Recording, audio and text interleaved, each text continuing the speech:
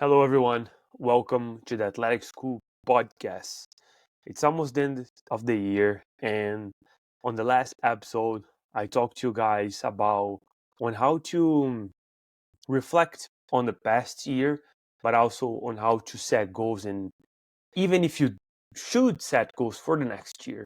But this one, it's a little bit more personal, but I'm really trying to tailor this in a way that people can relate and can learn something from it. So basically, I, after reflecting a little bit and of course trying to put my thoughts into word with ChatGPT, and thanks ChatGPT for that, I came up with 12 lessons for this year, 12 reflections in a way that I learned and I want to share with you guys. Creating the athletic school has been a long journey. Reaching 100 episodes has taken consistency, grit, and a lot of passion. Having incredible guests share their story has been a true pleasure.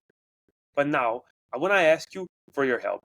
If you haven't already, please follow the show on whatever platform you're listening from. It really helps me a lot. And I promise you this, I'll continue to bring on the best guest speakers I can, and I'll do my very best to share content that helps you grow, not just as an athlete, but as a person on and off the field.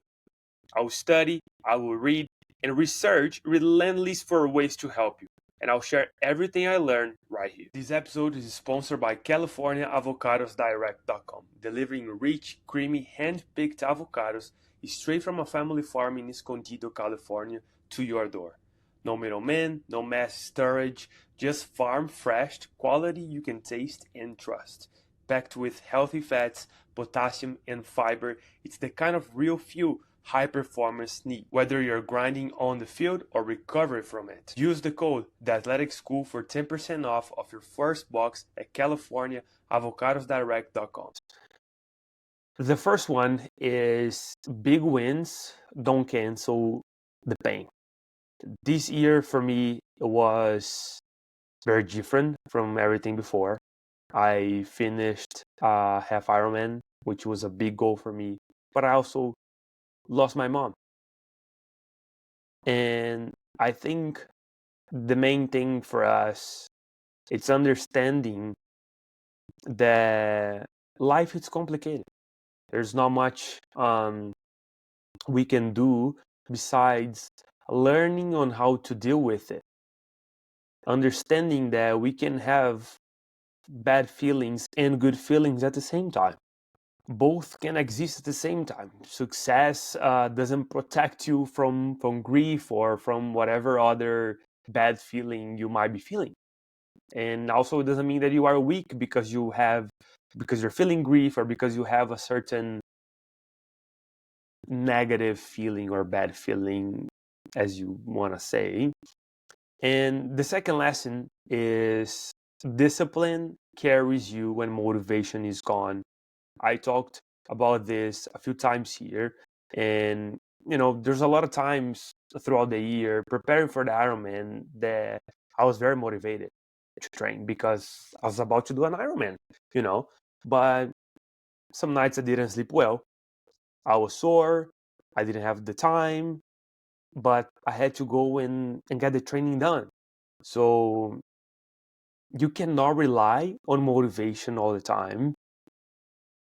I think it's okay for you to take days off, but you have to push and you have to have the discipline of telling yourself to get the fuck up.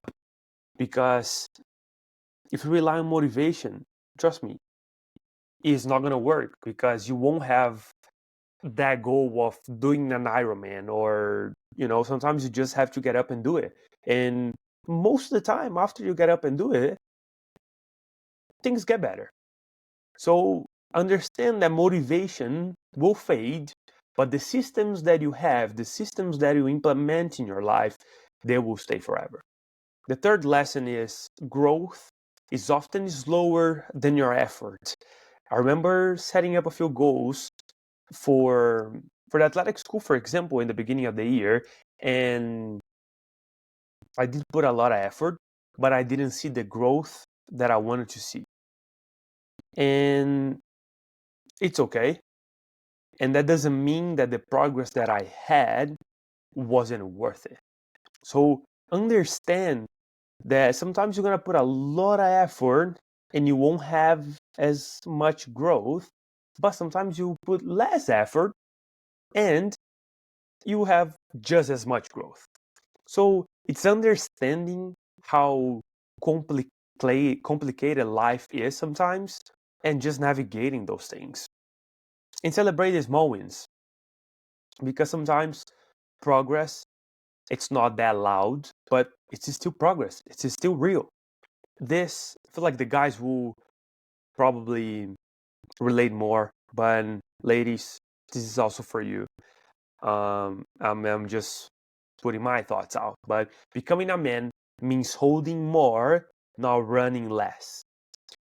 I got married, I became my stepdad, and you know, as much as I wanted a family, and I'm very happy that I have a family now, even though I'm away from my country, challenges come with those things, and it challenged me to think in a different way, to have patience, to put my ego to the side, to pick my battles, to be more organized with my time, with my own identity, the person that I want to become to the next generation, even though they might not be my kids from blood. I still consider them the future of my family, and I'm very proud of my family, and I want to create an empire. I want to create wealth that whenever people think about our name, they will remember about something good that we did for society, for humanity, for people around us. So I take those things serious, and just understanding that sometimes you have to balance yourself out, and you have to be open-minded enough in order to learn new things and to become the best version that you can be. You can love your family and still feel overwhelmed. You can be grateful and you can also be tired. You can be happy and you can also be challenged. You can be committed and also confused. Those feelings, they don't cancel each other. They coexist, trust me. And I think the biggest thing for me is just being self-aware of those things, because like I said, I'm happy to have a family, but with those things, another challenge comes with it. And so I'm grateful, but I'm also tired because of other things, I'm happy, but I'm being challenged on a daily basis by the kids and in trying these new things and everything else. So understand that you are not bipolar. I mean, I'm not giving any advice on that. I'm not a psychiatrist, psychologist, or anything like that. I'm just giving my perspective on my experience, but understand that it's not all roses, but it's also not all pain and hell, it's just how life is. Yeah, sometimes you're gonna be feeling good, sometimes you're gonna be feeling bad, but it's not necessarily a week you feel good and another you feel bad. No, sometimes throughout the day things happen, and you have to be able to understand that those feelings, they cannot coexist, and learn how to navigate that, learn how to manage those things and try to focus on the positive of things, and I know that that sounds cliche, but you have to understand that whatever you put your mind to, whatever you put your attention to, those things will expand. So if you focus on being overwhelmed, if you focus on being confused and tired, you're going to feel more tired, you're going to be feeling more confused. But if you can focus a little bit more on being grateful, being happy, those things will expand more, and trust me, it's not a perfect formula, but it's just like when you are meditating and thoughts keep coming to your mind, and people think it's not working. No, it is working. Every time you are able to go back to the place you were before, that's winning. that's working.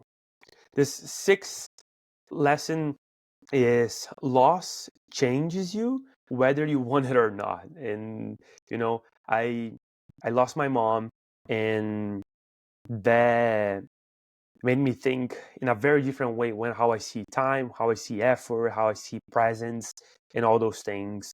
I made some things feel more urgent and other things feel irrelevant.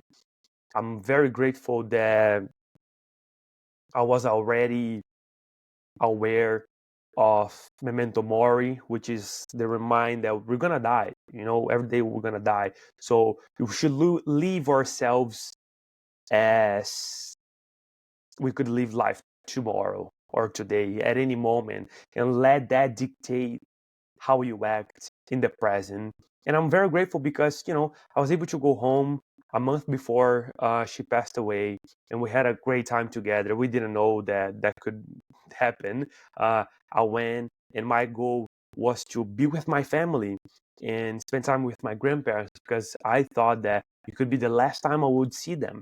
But what I didn't know that was the last time I was going to see my mom. But because I had that mindset, I made sure that I was present, that I was enjoying my time there. It wasn't about only doing fun stuff. I was able to find that the fun of things were simply in just being together at the dinner table. And I remember we were playing the game and we were laughing so hard, and like those things are great. Those are great memories. And I read another book this week, and it basically says that we are spiritual beings having a human experience, not human beings having a spiritual experience. And maybe you are not as spiritual as I am, but I want you to understand that those things will change you, and don't have any regrets on those things. Try to sit down with yourself and learn from what I'm telling you right now, because my mom talked to me a lot about spirituality, on purpose, on the things that truly matters in life. I think that helped me not suffer as much. And trust me, I'm still suffering. I still wish she was here. You know what I mean? But having that understand can free you. Seventh lesson is detachment isn't giving up. It's trusting yourself. Throughout the year, I applied for a lot of jobs. I didn't get them. I wanted doors to open, but they didn't open. But one thing that I learned is you can want more. That's okay to want more, but you cannot lose your peace, because if you lose your peace, then that's the problem. And understanding that detachment isn't quitting, it's not letting outcomes own you. So you stop focusing on the things that don't matter. It's more money, it's more car, it's to buy new things. No, let those things go and focus on what truly matters. It's not about the object that you can create from a craft. It's the verb, if the action of crafting itself. So what I'm trying to say in simple words is the result is almost like the result doesn't matter. It's the person that you become through the process that truly matters. And once you understand those things, you can detach yourself from the results. So now you can focus on the process. And because you're focusing on the process, because you're focusing on the present, the result will come to you naturally. Rejection doesn't mean you are stuck. I didn't get some opportunities that I wanted to get. I didn't get some deals that I wanted to get, but you get other things from it. You learn things. You have to understand that problems are opportunities. Every time you fail, there's always an opportunity for you to learn something new, to learn something that you could do better, but something that you shouldn't do next time. But understand that life rarely moves in a straight line. It's a lot of ups and downs. Just because you're getting no, no, no, no, and a lot of rejection, it doesn't mean that you are on the same place. You might be closer than you think. And what if the day that you decide to give up on whatever you're trying to achieve is the day that you would succeed? Identity cannot be built on one role. You know, I am an athlete, I'm a podcaster, I'm a professional, I'm a husband, I'm a stepdad, I'm a son, I'm a grandson. And this year really taught me that my identity, that it doesn't depend on one label only. Having all those labels, it's important, because if you label yourself with one label only, and whenever life shakes you, that label will be broken and things will stop to working. You need a deeper foundation. It's not about necessarily about being all those things, but understanding that the person you are becoming, it's way more than just one thing. If you are an athlete or listening to this, you are not only a basketball player, a soccer player, a runner, or anything like that. No, you are a son. I'm sure you are a daughter. You are a friend of someone, and you cannot let that be your identity, because things won't work out one day for whatever the sport you might be playing, and then who you're gonna become, how you're gonna handle those things. So you have to be able to understand that your identity, it's made of little different pieces, different tiny pieces that makes your identity. That way, one thing might not be working, but then you remember that you still have other things going on in your life. It's not necessarily not about focusing on one thing, but understanding that the person you are, it's unique. And it's unique because you have all these different features and characteristics around yourself. Lesson number 10: consistency builds character before it builds results. Before my podcast grows big, before the career jump, before the recognition, consistency builds who you become. And it kind of goes back to what I was saying before. It's not necessarily about the results that I'm trying to achieve, but the person that I'm becoming through the effort, the hard work that I'm putting into this. And the consistency is hard to measure, right? So it's hard to show up with those things in metrics, but shows up in life, because whenever your mom passed away and you're able to cope much better than other people, then you understand that it's about the person you're trying to become. It's not necessarily about the results that you're trying to achieve. 11th is you don't need certainty to move forward. I didn't have clear answers this year about career, about timing, about next steps. I was always looking for more, and some people will just give me like, "Oh, trust yourself more, you network more, do X, Y, and Z," and like all these almost empty answers that I was looking, so nothing clear. And I had to decide to move forward no matter what. Okay, you don't want to give me the answer. I'll go find the answer by myself. Then I'm going to keep asking different questions. I'm going to keep challenging people around me so I can find the answer for whatever I'm looking. What I had was commitment to showing up anyway. Clarity follows action, not the other way around. You can wait to be perfect. You can wait for the path to be clear so you can go through it. No, you have to get to whatever path you're getting, and then you clear the path as you go. And this year was about capacity, not comfort. Not everything that I wanted improved, not everything worked, but I know that I can handle more now, emotionally, physically, mentally, because all the things that happen throughout the year. Sometimes a year doesn't reward you, but it prepares you for whatever is coming next. And if this year was one of those years for you that it felt heavy, you did the work, but you still fell behind, you gained more responsibility, but you didn't get any recognition, understand that you are not broken. You are being built. You are building yourself together. It's part of the process. You have to trust the process, because through the process, much is gained.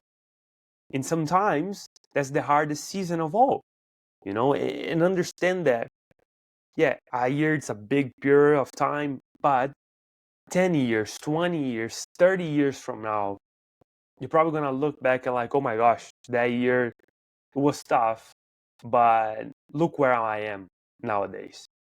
And understand that everything that is happening to you, it's helping you become the person that you wanted to become, the person that you're supposed to become, which is a successful person, someone that change lives, someone that has a purpose in life and help others and achieve things and leave a legacy behind. You have to understand that life is coming from you, not at you. Enjoy the holidays with your family and come back stronger next year. I see you guys next Monday on the next episode.